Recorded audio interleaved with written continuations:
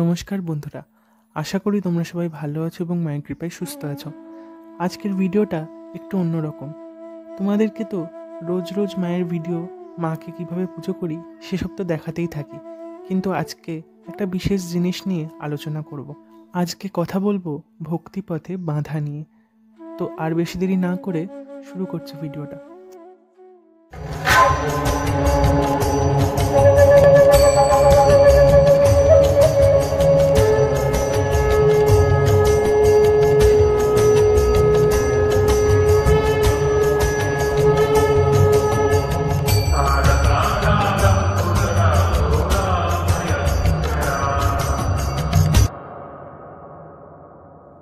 ভক্তিপথে বাঁধা এই বিষয়ে কেন? তার কারণ আজকের দিনে ভক্তিকে নিয়ে যে হারে ব্যবসা চলছে, সেখানে ভক্তিকে প্রশ্ন করা মানুষের প্রবণতা হয়ে দাঁড়িয়েছে।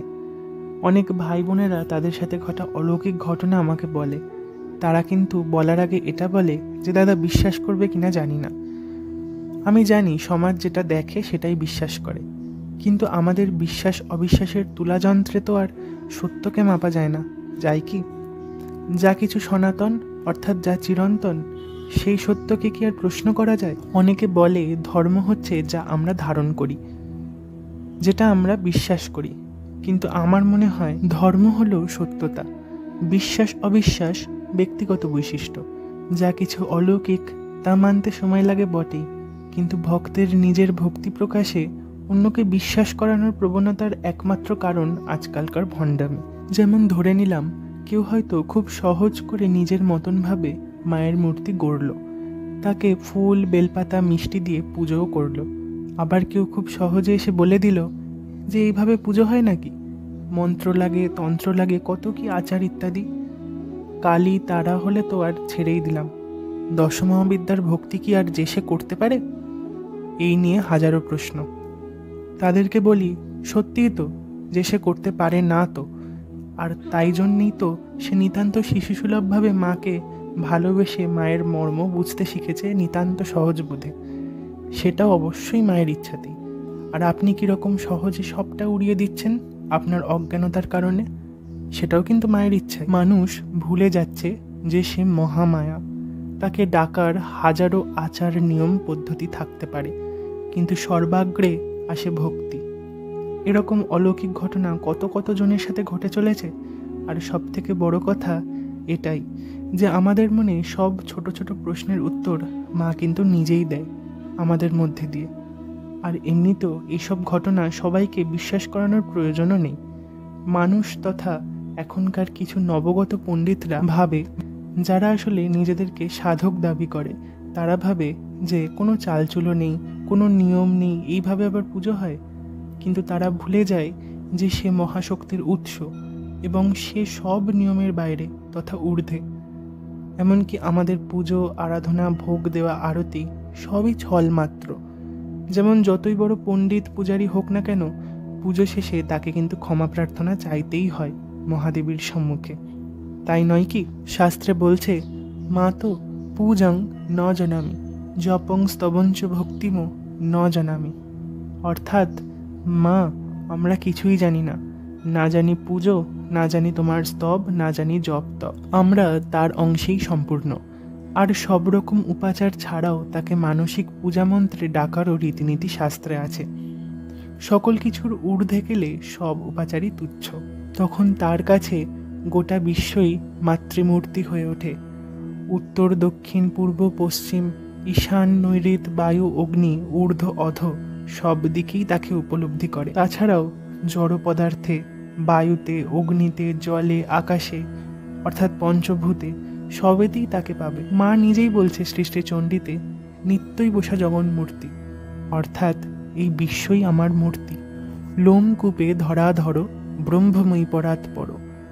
সত্যি যেভাবে মহাসাধকেরা মহামায়াকে উপলব্ধি করেছে, তাদের মতো আমরা আর করতে পারছি কই? একটাই কথা বলি, অনেকে অনেক কথাই বলবে, কিন্তু এখনকার সময় এসে জানতে হবে যে তোমার হিসেব একমাত্র তুমি আর তোমার ইষ্টের সঙ্গে। বাকিরা কি বলল না বলল তাতে কিছুই না। আমি তোমাকে বলছি, শুধু তোমাকেই না, সবাইকে বলছি, যখন তারাপীঠে মাকে নিয়ে গেছিলাম তখন আমাকেও শুনতে হয়েছে অনেক কথা। এমনকি এটাও শুনেছি বলতে লোককে যে গঙ্গার জল দিয়ে গঙ্গা পুজোর মতো হচ্ছে যেন। কতটা ভিত্তিহীন, তাই না? তারা কিন্তু আসলেই জানে না যে মায়েরই আদেশ ছিল যে যেন বড় মায়ের রাজবেশ পরিবর্তনের পূর্বে তারাপীঠ থেকে মাকে ঘুরিয়ে আনা হয়। সেই ঘটনা আমি বলবো পরে নয়, কিন্তু ভেবে দেখো, যারা বলল তারা কিন্তু বলেই খালাস। যা প্রশান্তি পেয়েছি তা কিন্তু আমিই জানি। মা তো ব্রহ্মময়ী, কেউ তাকে মাছ খাইয়ে সন্তুষ্ট, আবার কেউ তাকে ফল পায়েস। কিন্তু মা কি আদতেও কিছু খেতে চায়? মা খেতে চাইলে তো এই গোটা জগৎটাও কম পড়ে যাবে মায়ের জন্য। সে তো করাল গ্রাসী, সর্বগ্রাসী। তার থেকেই সৃষ্টি হচ্ছে, আবার সেই পালন করছে, আবার কালের নিয়মে সেই ধ্বংস করছে। এই ফুল, বেলপাতা, জল, মিষ্টান্ন, ফল সবই তো ধরিত্রীতেই উৎপন্ন। এছাড়া সোনা, রূপো, হিরে, তামা, পিতল, কাঁসা তাও তো ধরিত্রীতেই উৎপন্ন। আর সেই সর্বশক্তিমান আর শক্তিই তো পুরুষ আর প্রকৃতি। আমরা তাহলে মায়ের জিনিসই মাকে দিচ্ছি, তাই নয় কি? তাহলে আমরা নিজেদের বলতে মাকে কী বা দিতে পারি যাতে মা খুশি হবে? একমাত্র ভক্তিই আমাদের সামর্থ্যে কুলায় যা আমরা মাকে দিতে পারি। আমি আমার সাথে ঘটা এক অলৌকিক ঘটনা তোমাদের বলি। তোমরা হয়তো দেখেছো, আমি ভিডিওতে দেখাই যে যাই ভোগ হোক না কেন আমি সেটা আরতির পরে মায়ের মুখে ধরি, মাকে খাইয়ে দিই। নিত্যদিনে মায়ের ভোগে বাতাসা থাকে। এমনই একদিন আমার আরতি সম্পূর্ণ হলো, মাকে খাওয়াতে যাব বলে থালাটা আমি হাতে ধরেছি, কিন্তু মনে মনে মাকে বলি, আমি তো রোজ তোমায় হাতে তুলে খাইয়ে দিই মা, কিন্তু তাতে তুমি কি খুশি হও? না, মানে তোমার পুজো হয়, আরতি হয়, ভোগ লাগানো হয়, তুমি তো কি আর আমি মুখে তুলি দিই বলে তাই খাও? মানে আমি তো না খাইয়ে দিলেও তোমার সব কিছু নিয়ম মেনে হয়। আমি যে খাইয়ে দিচ্ছি সেটা শুধুমাত্র তো আমার মনেরই শান্তি, তাই না মা? এই বলে সেদিন আমি আর মাকে নিজের হাতে করে খাইয়ে দিইনি। থালাটা হাতে তুলেও আবার রেখে দিলাম। বললাম, মা তুমি নিশ্চয়ই খেয়ে নেবে, আমি জানি। তুমি কি আর অপেক্ষা করবে যে আমি তোমার মুখে তুলে খাইয়ে দেবো তারপর তুমি খাবে? এই বলে আমি নিচে নেমে অন্য কাজে ব্যস্ত হয়ে যাই।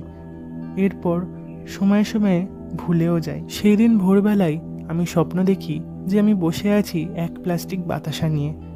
আমি একটা করে বাতাসা তুলছি নিজে খাবো বলে, কিন্তু খেতে পারছি না, কেমন যেন কষ্ট হচ্ছে খেতে। সঙ্গে সঙ্গে দেখি মা তারা সামনে বসে, একদম পরিষ্কার। মা বলল, কি রে, একা খাবি? মাকে খাইয়ে দিবি না? আমার তো খিদে পেয়েছে, খাইয়ে দে। বলছি এখন গায়ে কাঁটা দিয়ে উঠল। তারপর দেখলাম যে মা একদম আমার সামনে বসে। আমি মায়ের মুখে বাতাসাটা ধরলাম, আর মা সেটা পরম তৃপ্ত অনুভব করে খেলো আর আমাকে খাইয়েও দিল। আর সঙ্গে সঙ্গে ঘুমটা ভেঙে গেল। বিশ্বাস অবিশ্বাস তোমাদের উপর, তবে এ আমার পরম পাওয়া। ছোট বড় যাই প্রশ্ন মনে জাগে আমাদের, তা মাকে মন থেকে করলে উত্তর ঠিকই পাবে। সেই মনে বসে মন দেখে কিনা সবটা ভক্তের ইচ্ছেই মা গ্রহণ করে, কারণ মা কিন্তু ভক্তের হৃদয়েই বাস করেন। এর বাইরেও যদি ভেবে দেখি তাহলে আবার অনেকে তো ভগবানেও বিচ্ছেদ করে। সেই প্রসঙ্গে তো আমি গেলামই না। এক ব্রহ্ম দ্বিধা ভেবে মন আমার হয়েছে পাজি। কেউ ভক্তির চোখে মৃন্ময় মূর্তিতেই মাকে দেখে, আবার কেউ অবিশ্বাসের অন্ধকারে নিমজ্জিত। আবার এমন কিছু মাতৃভক্ত আছে যারা অন্য ভক্তদের নিয়ে উপহাস করে, কিন্তু তারা জানে না যে তারাও একই মাকেই ডাকছে। তারা এটা জানে না যে মাকে কেউ যখন ডাকছে সেটাও কিন্তু তার পূর্বের কর্মফল। ভক্তি তো দূরের কথা, শুধু মাকে বলেই না, যে কোনো ভগবানের প্রতি একনিষ্ঠ অচলা ভক্তি কিন্তু তাদেরই কর্মফল। কারণ সেই মহামায়া না চাইলে কিন্তু তাকে ডাকা অসম্ভব। সে যেভাবেই হোক, অতিরঞ্জিত যাগ যজ্ঞ হোম পুজো বলি করেও তাকে ডাকা অতি ভাগ্যের ব্যাপার, তাকে সাধারণে তুষ্ট করাও অতি ভাগ্যের ব্যাপার। সবই পূর্বের কর্মফল। যারা ভ্রমে বাঁচে তাদের সামনে মা এলেও তারা ভ্রম ভাববে, কিন্তু আদতেও কি তারা কিছু করছে? আসলে সবই তার খেলা। আমাদের ভক্তিপথে যত বাধা বিপদ সবটাই তার পরীক্ষা। এমনকি তোমার পাশের মানুষটাও যখন দেখছো প্রশ্ন তুলছে তোমার ভক্তিতে, সেটাও কিন্তু মায়ের ইচ্ছেতেই। সে লীলাময়ী, কখন কিভাবে কি করবে তা আমাদের ধরাছোঁয়ার বাইরে, কিন্তু তাকে সমর্পণ করে চলার অনুভূতি কিন্তু যে বোঝে সেই পাবে। যার সাথে জগতের কর্ত্রী আছেন তার আবার কার মিথ্যে ভরসার প্রয়োজন? তার পদে ভরসা রাখলে সবই পাওয়া যায়। ঠিক যেমন বাবা বামদেব বাবা বলেছেন, তারা মায়ের উপর নির্ভর করো বাবা, ইহকালে পরকালে সব পাবে। সত্যি সব পাবে। ধন্যবাদ।